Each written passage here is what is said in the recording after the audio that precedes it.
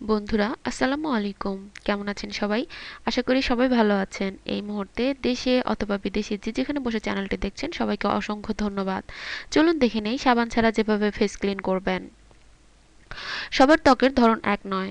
শুষ্ক, তৈলাক্ত ও স্বাভাবিক এ তিন ধরনের ত্বকই দেখা যায়। আবার কারো কারো ত্বক খুবই সংবেদনশীল হয়ে থাকে।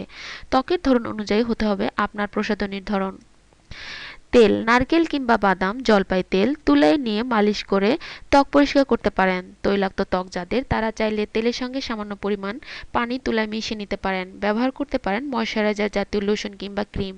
চোখের চারপাশে আই ক্রিম মালিশ করতে পারেন। এটি আপনার চোখের চারপাশের কালো দাগ ও ভাঁজ পড়ে যাওয়া থেকে সুরক্ষা দেবে।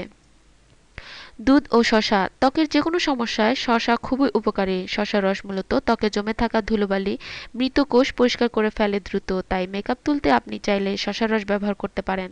যাদের ত্বক শুষ্কতার সমস্যা রয়েছে তারা এর সঙ্গে অল্প পরিমাণে দুধ মিশিয়ে নিতে পারেন। শসার রসের সঙ্গে মধু মিশিয়ে নিলে এটি ত্বক টোনারের কাজ করবে। টক দই দিয়ে তৈরি ফেস প্যাক ব্যবহারেও ত্বকের মেকআপ পরিষ্কার হয়ে যায়।